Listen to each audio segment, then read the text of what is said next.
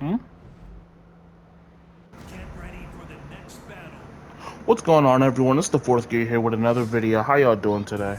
Um, Go ahead, like, subscribe if you're here still with me. Appreciate it.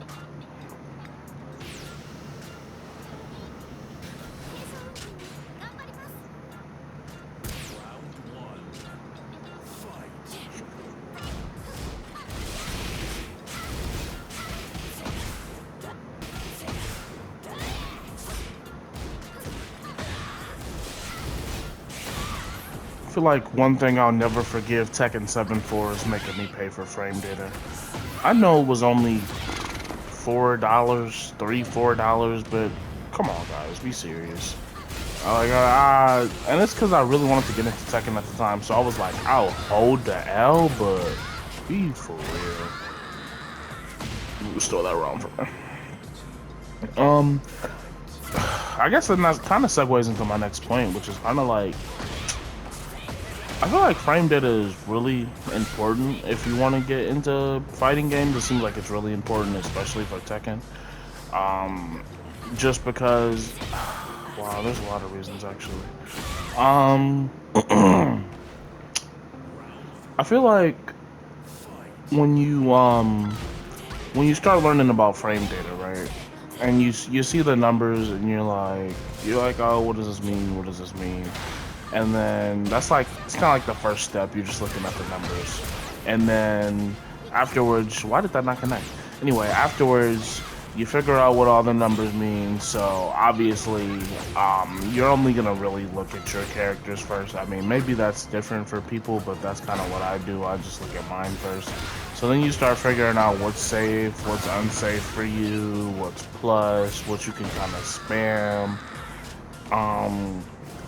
But then after that, you gotta get into like your opponent's character's frame data.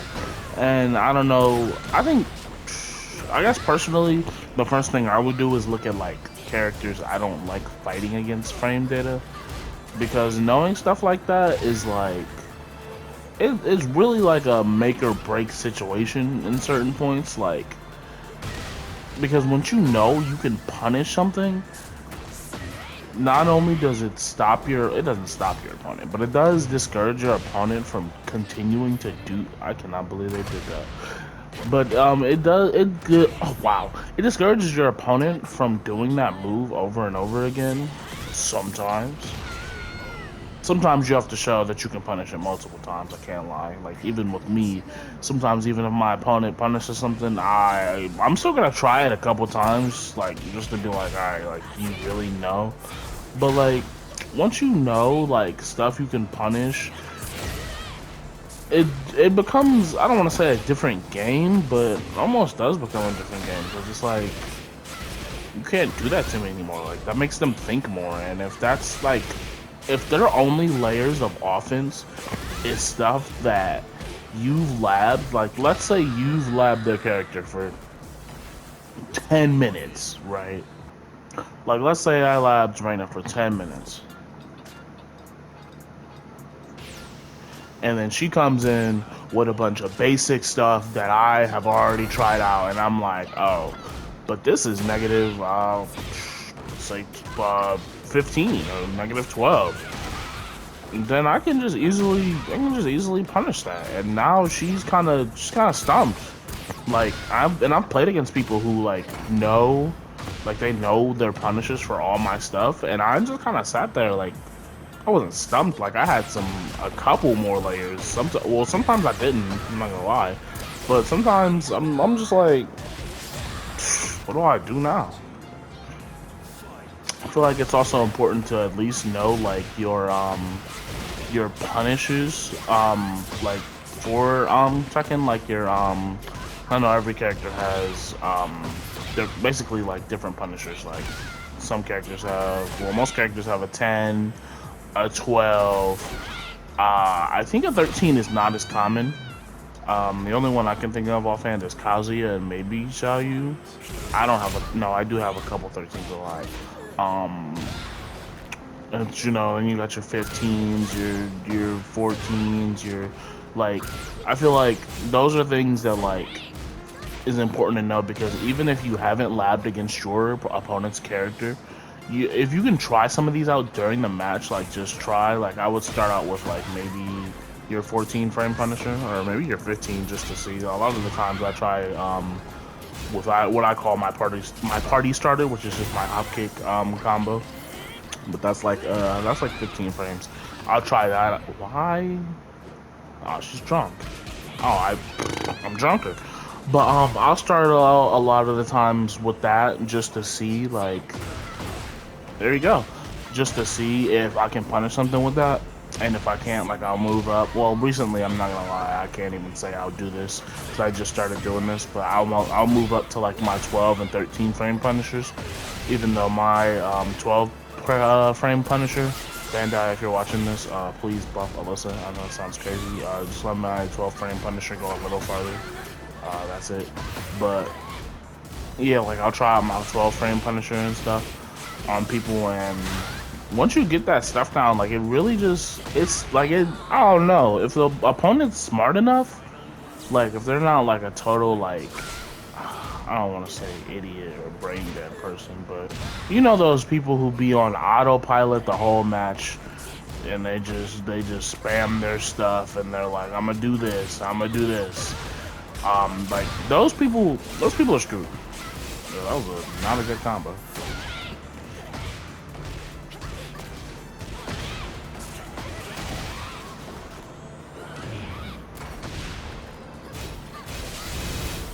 Hold on.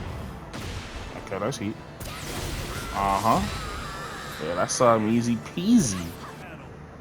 Once you do all that stuff though,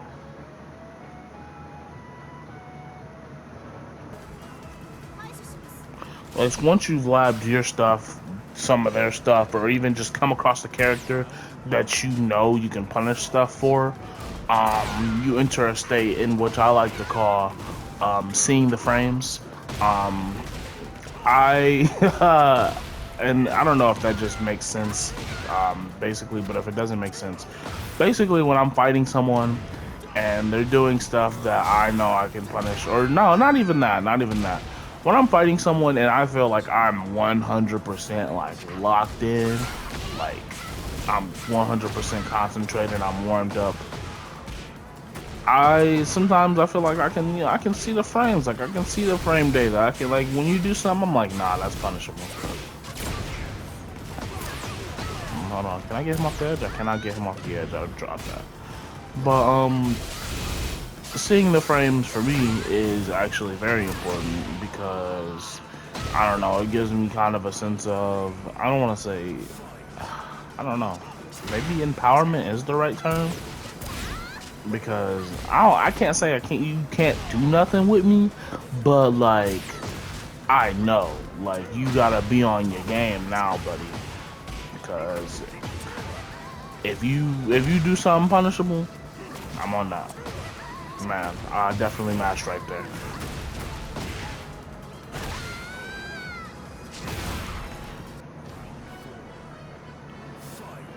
But like there's gonna be a guy I'm fighting later. It's a Kishin guy.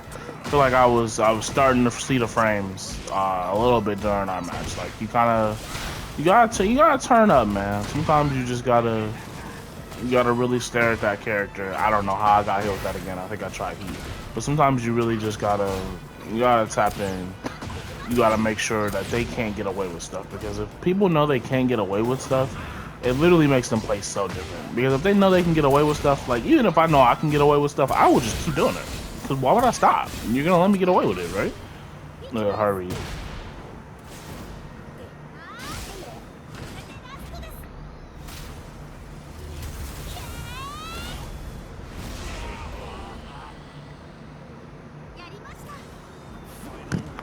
I think another thing I'm gonna I'll probably show some more of this in like a lab session.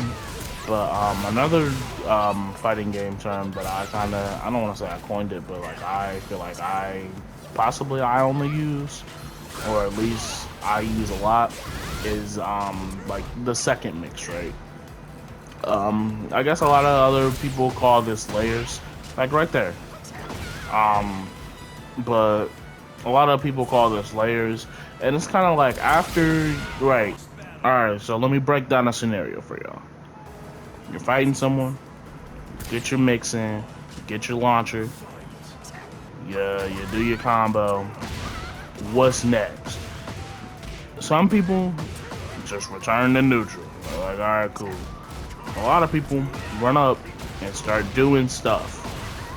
Sometimes not even stuff they actually lab, just stuff. And sometimes it starts working. That's crazy. But when you run up and you got that game plan, right? That's what I like to call the second mix. I feel like that's a lot more dangerous sometimes than the first one, because a lot of times in Tekken, you eat that second mix, your health is either gone or basically gone. If I see a good example right here, I'll show you. Right now he's just eating. Ooh, he's just eating moves.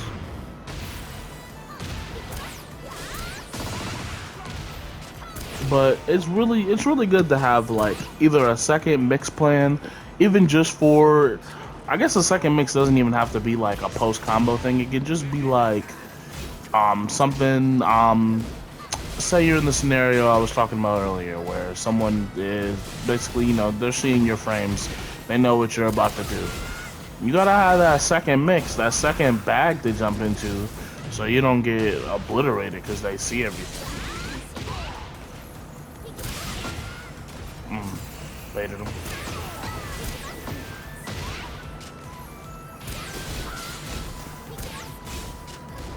Nice. But I've been working on my Tekken stuff a little bit. I feel like the stuff like second mix and I feel like that's more prevalent in 2D games. Maybe that's because I don't know about enough about Tekken yet. You know, I'm getting there. I'm still I would still consider myself year 1 Tekken player, because I started playing 7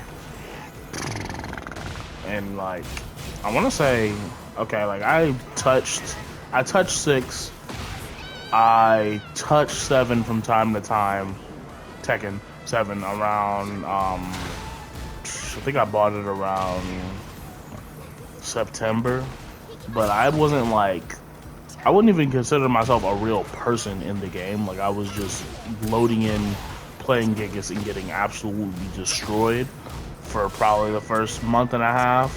So and I didn't even know combos. So I feel like once I knew combos, that was when I became a real person. That was about December, and then I got Tekken 8.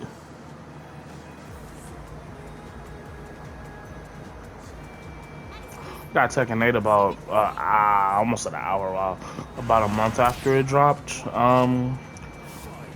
So I'm like, I've been really into Tekken 8, of course, but all this to say, I still feel like I'm kind of a newbie at it, but I don't know. I feel like I'm getting there. I really don't want to be stuck in blue ranks for that's dumb right there. I don't want to be stuck in blue ranks forever, but I feel like I don't have an issue with being like here for a second, because obviously I still have a lot to learn. My defense, I feel like, could use work. My combos I don't know, I could just use a lot of work. We low parried him twice, buddy. Ooh, I thought I had him right there.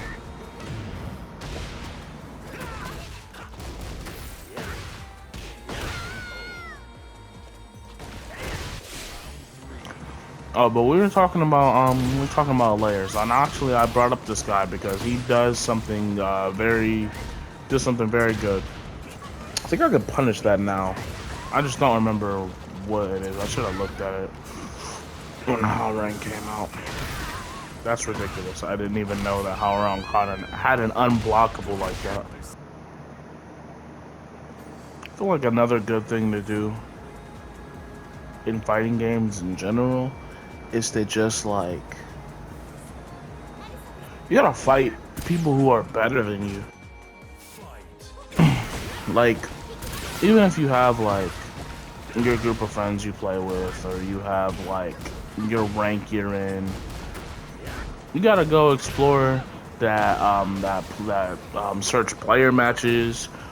You gotta go in the Tekken Lounge and maybe find a random Tekken god to fight with. You gotta fight someone who's like a lot better than you.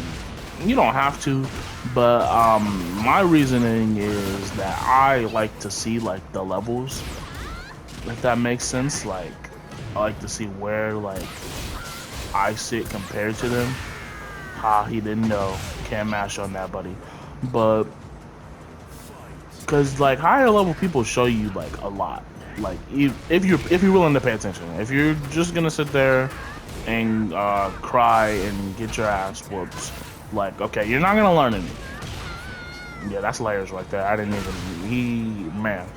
But like if you're just gonna sit there and cry and get whooped on, like, you're not gonna learn anything. You gotta be willing to learn stuff. You gotta be willing to be flexible on the fly, especially against people who, like, I don't want to say are better than you, but like at a certain point, like around here maybe. Actually, I started to feel it around like early purple, where I started fighting people like in high purple when I was just got here, and I'm like, these guys are good. Like, you gotta be willing to be flexible and learn some stuff. I think it's also interesting to fight players who are, I'll just say, quote unquote, not as good as you, because it also shows you stuff at the same time, if that makes sense. Like, I don't know. It was not only does it kind of show you stuff, but you kind of show them stuff at the same time, if that makes sense. But you also get to see like, I guess it's kind of an easier way to work on like defense than like fighting like amazing people. Even though I guess doing both would still be good. I can't believe I didn't get another tornado after that. Oh, we got a game off them. Hold on. I don't know. I like fighting. I like fighting people who are better than me. It's very fascinating. Sometimes it's not fun because like there are those people who are so much better than you that it's like, what can I even really learn here? Like, you're just smoking me. And even though you feel like you can't learn anything, if you play long enough with them, like I played with this guy Saturn in Dragon Ball Fighters. Like, even if you don't learn anything, even if you feel like you didn't learn anything from them, when you go back to fight people in like ranked or something, you're like, these guys are not the people or the person I've been fighting for the past 30 minutes. Like, these guys are kind of, wow, this guy, like, they don't even have to be cheeks, but like, you really see that like they were playing such a different game that you have to give them like a little respect for it, unless you're playing Eddie. But yeah. Sorry, I hate Eddie. That right there. I don't know.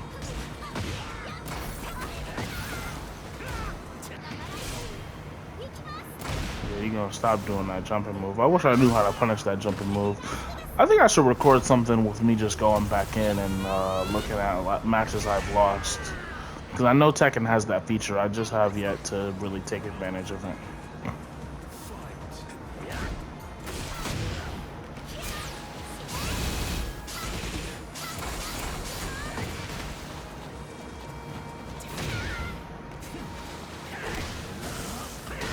Oh, I'm clapped. That's what I was gonna do. Alright, I'm about to get up out of here after this set though. So it's kind of preemptive, but I do hope you guys enjoyed the video. I wanted to actually talk about something today rather than just doing like a little commentary mixed with not really saying a lot. So if you guys are here with me, hope you enjoyed that. It was actually a suggestion I got from a friend, so I appreciate him. And See you guys later.